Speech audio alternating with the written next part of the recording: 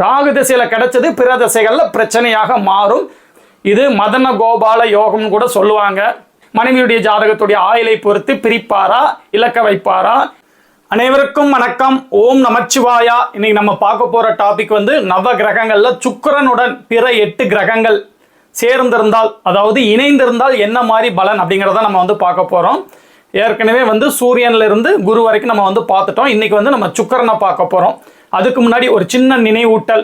நம்ம சேனல்ல membership video ஆரம்பிச்சிருக்கோம். அதாவது ஜோதிடத்துல அடிப்படையில இருந்து சொல்லி கொடுக்காம ஒரு ஜாதகம் உங்க கையில கிடைச்சதுன்னா நம்ம எப்படி பலன் சொல்லணும் அப்படிங்கறத உண்மை ஜாதகங்களை போட்டு அதுல நுட்பமான விதிகள் விதிவிலக்குகள் சொல்லி நான் அங்க சொல்லி கொடுத்துட்டு இருக்கேன். தேவைப்படுறவங்க $299 சார்ஜ் பண்றோம். நீங்க ஜாயின் பண்ணிக்கலாம். இப்போ சுக்கிரன் கூட சூரியன் சேரலாமா? சுக்கிரன் கூட சூரியன் சேரும் பொழுது 9 டிகிரிக்குள்ள அஸ்தங்க தோஷத்தை சுக்கிரன் அடைவார். இன்னும் பர்டிகுலராக சொல்ல போனால் 5 டிகிரிக்குள்ள நெருங்கி இருக்கும் பொழுது அஸ்தங்க தோஷம் கடுமையான அளவில் இருக்கும். அப்போ சுக்கிரனுடைய காரகத்துவங்கள் ஆதிபத்தியங்கள்ல குறைபாடுகள் வந்துடும். சூரியனுடைய தசை நல்லாயிரும். பொதுவாகவே இயற்கை சுபருங்கிற அடிப்படையில் சுக்கிரனுடைய இணைந்த அஸ்தங்கப்படுத்திய சூரியனுடைய தசை நல்லாயிரும். சனியுடைய லக்னங்களாகவே இருந்தாலும் சனியுடைய லக்னங்களுக்கு சூரியன் நல்லது செய்கிறவர் கிடையாது. இருந்தால் கூட சுக்கிரனுடன் இணைந்துட்டார்னு வச்சுக்கோங்களேன், அந்த இடத்துல என்ன ஆகும்னு பார்த்தீங்கன்னா அங்கே சூரியன் வலுவாயிருவார். பெருசாக நல்லது செஞ்சிருவாரா? இல்லைங்க, கெடுதல் செய்ய மாட்டார். கெடுதல் செய்கிறதுக்கு வலுவில்லாமல் சுபத்துவ அமைப்புகள் இருப்பார் அப்படின்னு தான் நம்ம புரிஞ்சுக்கிடணும். அங்கே சூரியனுடைய இணைவுனால அஸ்தங்க தோஷத்தில் உள்ள அந்த சுக்கிரன் பாதிப்பாரானா கண்டிப்பாக பாதிப்பார். இதுக்கு சந்திர அதியோகம் ஒரு விதிவிலக்கு. பௌர்ணமி சந்திரனுடைய ஒரு பார்வையில் இருக்கும் பொழுது இதுக்கு இந்த தோஷத்துக்கு ஒரு நிவர்த்தியாகும். ஒரு குருவுடைய இணைவோ ஒரு பார்வையோ அதுக்கு ஒரு விதிவிலக்குகளாக நம்மளுக்கு செயல்படும் அப்படிங்கிறது தெரிஞ்சுக்கோங்க. பொதுவாக சூரியன் கூட சேர்றது அங்கே சுக்கிரனுக்கு வலு கம்மி தான். இருந்தால் கூட அவர் எந்த வீட்டில் இருக்காரு, ஸ்தான பலம் என்ன, ஆட்சியாக இருக்கிறாரா, உச்சமாக இருக்கிறாரா, பகை வீட்டில் இருக்கிறாரா, நீச்சமாக இருக்கிறாரா, இல்லை திக்பலத்துக்கு அருகில் இருக்கிறாரா, திக்பலத்தில் இருக்கிறாரா, இந்த மாதிரி ஸ்தான வலுவை பார்ப்போம். ஸ்தான வலுவை மெயினாக பார்க்கணும். அந்த லக்னத்துக்கு அவர் எந்த ஆதிபத்தியத்தை சேர்ந்தவர், அப்போ இரு ஆதிபத்திய கிரகமான அந்த சுக்கிரன் எந்த ஆதிபத்தியத்துக்கு மறைகிறாரு, எந்த ஆதிபத்தியத்தோட கனெக்டில் இருக்கிறாரு அப்படிங்கிறதையும் நம்ம தெரிஞ்சு நுணுக்கமாக பலன் சொல்கிறதுக்கு நம்ம எடுத்துக்கிடணும். அவர் யோகரா அவயோகரா அப்படிங்கிறது ரொம்ப இம்பார்ட்டன்ட்ங்கிறது தெரிஞ்சுக்கோங்க. பொதுவாக சூரியன் கூட சேர்றது சூரிய தசைக்கு, சூரியனுடைய 6 வருஷ தசைக்கு நல்லது. சுக்கிரனுடைய 20 வருட தசைக்கு அது நல்ல பலன் இல்லை. அதுக்கு ரெமிடி விதிவிலக்குகள் ஜாதகத்தில் நான் சொன்ன மாதிரி அந்த சந்திர அதியோகம், குருவுடைய பார்வை இணைவு, அவருடைய ஸ்தான பலம், இதெல்லாம் கொஞ்சம் விதிவிலக்குகளாக வரும்.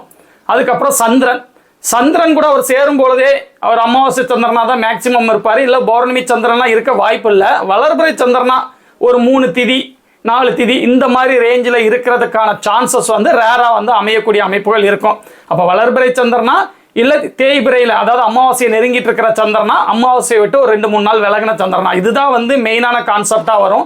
அந்த அடிப்படையில் அமாவாசையை நெருங்கிட்டு இருக்கிற சந்திரனாக இருக்கும் பொழுது சுக்கிரனுடைய காரகத்துவங்கள், பெண்கள், திருமணம், காரு, வீடு, இது போன்ற காரகத்துவங்களும் அவருடைய ஆதிபத்தியங்கள், எந்த லக்னத்துக்கு இந்த இணைவு நடைபெறுது, எந்த ஆதிபத்தியத்தை சேர்ந்தவர், குருவுடைய லக்னங்களா, அப்போ ஏற்கனவே ஒரு கெடுதல் செய்கிறவர் அமாவாசை சந்திரனோட நெருங்கிட்டார், அப்போ அவருடைய காரக ரீதியாகவும் ஆதிபத்திய ரீதியாகவும் கெடுதல்கள் நடக்க போகுது. சனியுடைய லக்னங்கள், அப்போ காரக கெடுதல்களும் ஆதிபத்திய நன்மைகளை செய்ய முடியாமல் வலுவிலையும் அவர் இருக்கிறார். இப்படி நீங்கள் எடுத்துக்கணும். இந்த மாதிரி தான் நீங்கள் எடுத்துக்கணும். அவங்களுடைய அந்த ப்ளஸ் மைனஸை நம்ம இப்படி தான் கணிக்கணும். அது நல்லதில்லை. ஓரளவு வளர்பிறை சந்திரனோட இருக்கும் பொழுது அங்கே சந்திர திசையும் நல்லா இருக்கும், சுக்கிர திசையும் நல்லா இருக்கும். அமாவாசை சந்திரனோட இணைவில் இருக்கச்சில சுக்கிர திசை மட்டும் பாதிக்கப்படும். அங்கே சந்திர திசை சுக்கிரனுடைய வலுவால் அவர் தசை நல்லா இருக்கும். அதுவும் எந்த லக்னத்துக்கும் பொறுத்து. அவயோகராக சந்திரன் வரக்கூடியவங்களுக்கு கெடுக்கிறதுக்கு வலுவில்லாமல் அந்த சுபத்துவம் காப்பாற்றும். யோகரா இருந்தாருன்னா அப்போ சுபத்துவ அமைப்புகள் இருக்கும்போது மீன லக்னம் 5ஆம் அதிபதியாக வரக்கூடியவர் தசை வேற வருது, அப்போ நல்லா தான் இருக்கும். சுக்கிர தசை வரும்போது அவர் பாதிக்கப்படுவார். அப்படிங்கிறத அந்த தசை வித்தியாசத்தின் அடிப்படையிலையும் வயதிற்கு ஏற்றார் போலையும் ஆதிபத்திய காரகத்துவங்களுக்கு ஏற்றார் போலையும் நீங்கள் புரிஞ்சுக்கிடணும். அவங்களுக்கு என்ன ஸ்தான வலுவில் அந்த இடத்துல நிகழுதுங்கிறதையும் நம்ம மெயினாக பார்த்துக்கிடணும். அதுக்கப்புறம் பார்த்தீங்கன்னா செவ்வாய் கூட இருக்கிறது பிருகுமங்கல யோகம். செவ்வாய்க்கும் நல்லது தான், அதே நேரத்தில் சுக்கிரனுக்கும் நல்லது தான். புதனுடைய லக்னங்களுக்கு மட்டும் செவ்வாய் அவயோகராக வர்றதுனால அவருக்கு ஒருத்தருக்கு மட்டும் ஒரு இணைவு சுக்கிரனை பாதிச்சு செவ்வாய் கெடுதல் செய்ய வலுவில்லாமல் அந்த சுபத்துவம் காப்பாற்றும் அப்படிங்கிறத புரிஞ்சுக்கிடணும். அதே நேரத்தில் செவ்வாய் மட்டும் இணைவில் இருக்காம சனியும் சேர்ந்துட்டார், ஒரு ராகுவும் சேர்ந்துட்டார், ஒரு பாவி சேர்ந்துட்டார்னா அப்போ அந்த இடத்துல வந்து நல்ல பலன் இல்லை. திருமணம் தாமதமாகிறது, திருமணமே முடியாத நிலைமையா இருக்கிறதுங்கிறது அந்த பாவத்துவ அமைப்பை பொறுத்தும் நெருங்கி இருக்கிற டிகிரி அமைப்பை பொறுத்தும் இதை வந்து நம்ம ப்ளஸ் மைனஸாக புரிஞ்சுக்கிடணும். அதே நேரத்தில் காரக நன்மை, செவ்வாயுடைய காரக நன்மை என்ன? இப்போ சூரியனுக்கு நல்ல தகப்பன், சந்திரனுக்கு நல்ல தாய், செவ்வாய்க்கு கட்டிடம், நெருப்பு, அதிகாரம், விளையாட்டு, அதே மாதிரி இவங்களுடைய சுக்கிரனோட இணைந்த கிரகங்கள் காரக நன்மைகளையும் ஆதிபத்திய நன்மைகளையும் வழங்கிறாங்க. சுக்கிரன் தான் பாதிக்கப்படுவார் அப்படிங்கிறத நம்ம புரிஞ்சுக்கிடணும். அதுக்கப்புறம் புதன் வந்து புதன், சூரியன், சுக்கிரன் முக்கூட்டு கிரகங்கள் அருகருகே சுத்திட்டு இருக்கிற கிரகங்கிறதுனால மேக்சிமம் சேர்ந்து தான் இருப்பாங்க, இல்லை பரிவர்த்தனை அமைப்பில் இருப்பாங்க. இது ஒன்றும் பெரிய நெகட்டிவ்லாம் கிடையாதுங்க, நல்லது தாங்க. தனி புதன் இணைவு சுக்கிரனுக்கும் தனி சுக்கிரனுடைய இணைவு புதனுக்கும் நல்லது தான். இது மதன கோபால யோகம்னு கூட சொல்லுவாங்க. இது லக்னத்தில் இந்த இணைவு இருக்கும் பொழுது நல்ல அழகாக இருப்பாங்க, கவர்ச்சியாக இருப்பாங்க, எதிர்பாலினத்தர்கள் விரும்பக்கூடிய அந்த அழகையும் கவர்ச்சியும் கொடுக்கக்கூடிய அமைப்பில் இருக்கும். கடுமையான புத்திசாலியான நபர்களாக இருப்பாங்க. எந்த லக்னமாக இருந்தாலும் இது பெருசாக கெடுக்காதுங்க. செவ்வாயுடைய லக்னங்களாகவே இருந்தாலும் இந்த இணைவு பெரிய கெடுதல்களை செய்யாது. சிறிய ஆதிபத்திய டேமேஜ்களையும் காரக நன்மைகளையும் அவங்க தனி புதன் ஒரு சுபரோடு சேர்ந்த புதன் சுபருங்கிற அடிப்படையிலையும் அவர் ஒரு இயற்கை சுபர் சுக்கிரங்கிற அடிப்படையிலையும் காரக நன்மைகளை தான் வழங்குவாங்க. ஆதிபத்தியத்தில் சிறிய குறைபாடுகளை செவ்வாயுடைய லக்னங்களுக்கு கொடுப்பாங்க அப்படிங்கிறத வந்து நீங்கள் தெரிஞ்சுக்கிடணும். அதுக்கப்புறம் பார்த்தீங்கன்னா குரு கூட சேரக்கூடாதுன்னு தான் சொல்லுவாங்க. ஏன்னா குருவும் சுக்கிரனும் ஒரு இடத்துல இருக்கும் பொழுது அவங்க ரெண்டு பேரும் எதிர் கிரகங்கள் இல்லையா, அவங்க ரெண்டு பேருமே எதிர் தன்மை உள்ள அந்த கூட்டத்துக்கு தலைவராக இருக்கக்கூடியவங்க.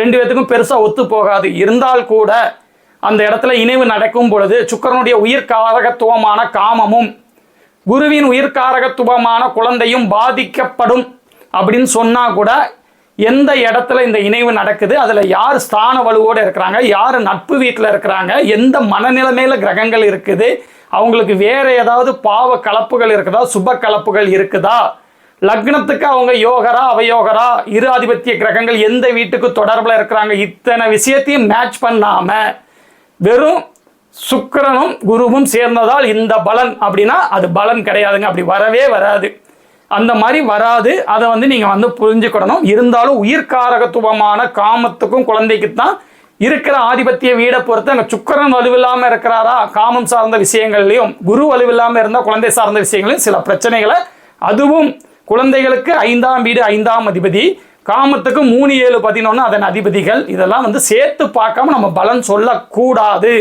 இருந்தாலும் ஒரு பணம் சார்ந்த விஷயங்களுக்கு இந்த இணைவு வந்து நல்லதானா நல்லது தான். அடுத்து சனி கூட வந்து நண்பர்கள் தான் இருந்தால் கூட சனி கூட சேர்றது பெருசாக நல்லது கிடையாதுங்க. சனி வந்து ஒரு இயற்கை பாவி, அவர் கூட சேரும் பொழுது அங்கே சனி திசைக்கு நல்லது, சுக்கிர திசைக்கு அது கெட்டது. சனிக்கு நல்லது, சுக்கிர திசைக்கு கெட்டது. தாமத திருமணத்தை கொடுத்துருவார். ஏன்னா சுக்கிரன் பாதிக்கப்படும் பொழுது அந்த தாம்பத்திய சுகம் கிடைக்குது பார்த்தீங்களா, அதுக்கு வந்து தடை போடுவார். அப்போ தாமத திருமணம், அந்த அமைப்பு திருமணமே முடியாத நிலைமை.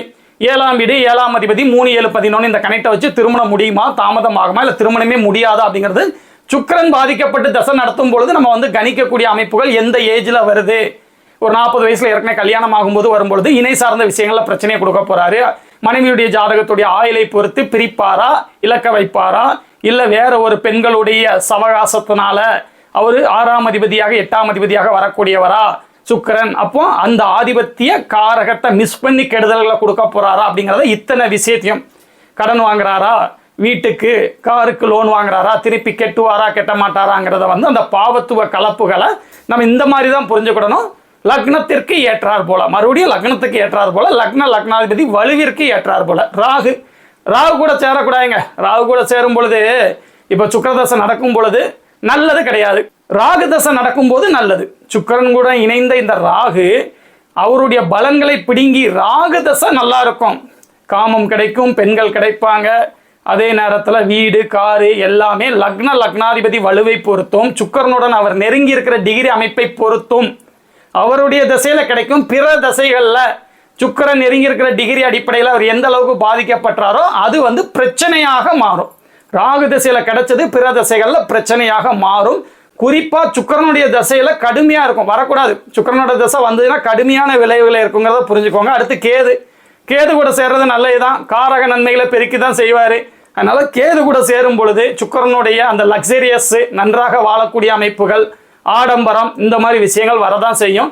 சுக்கிரனுடைய தொழில்கள்னு சொல்லக்கூடிய அவருக்கு தனிப்பட்ட தொழில்கள் கம்மி தான். வீடு கட்டி வாடகைக்கு விடுறது, திருமண மண்டபம், லாட்ஜி, அதுக்கப்புறம் வந்து சொகுசு பங்களா, 5 ஸ்டார் ஹோட்டலு, பெரிய செல்போன் கடை, பெரிய டிவி கடை, அது வந்து புதனுடைய சுபத்துவம் மிஸ் ஆகி இந்த மாதிரி வந்து சில லக்ஸரியஸான தொழில்கள், கப்பல் சார்ந்த விஷயங்கள், இந்த மாதிரி நிறைய விஷயங்கள்ல சுக்கிரனுடைய காரகத்துவங்களும் வரும். அது ரிலேட்டடாக பெண்கள் உபயோகப்படுத்துகிற பொருட்கள், காஸ்மெட்டிக், ஃபேஷன் டிசைனிங் நிறைய ஏகப்பட்டது இருக்கு. அதில் வந்து இவருடைய லக்னாதிபதி வலுவை பொறுத்தும் சுக்கிரனுக்கு கிடைத்திருக்கக்கூடிய அந்த சுபத்துவ அமைப்புகளை பொறுத்தும் வந்து நல்ல விஷயங்கள் தான் வந்து கேது கூட சேரும் பொழுது நடக்கணும். பெரிய கெடுதல்கள் எதுவும் வந்து கேது கூட சேரும் பொழுது ராகு கூட சேர்ற அளவுக்கு நெகட்டிவ் இல்லை அப்படிங்கிறத வந்து நீங்கள் தெரிஞ்சுக்கிடணும். இன்னைக்கு நம்ம சுக்கிரனை வந்து பார்த்துருக்கோம். இதே மாதிரி அடுத்து சனி நவகிரகங்கள்ல அவரை தவிர்த்து பிற 8 கிரகங்களோடு சேர்ந்து இருக்கும் பொழுது என்ன மாதிரி பலன் அப்படிங்கிறத வந்து அடுத்து ஒரு நல்ல வீடியோவில் வந்து நம்ம மீட் பண்ணலாம். ஓம் நமச்சிவாயா.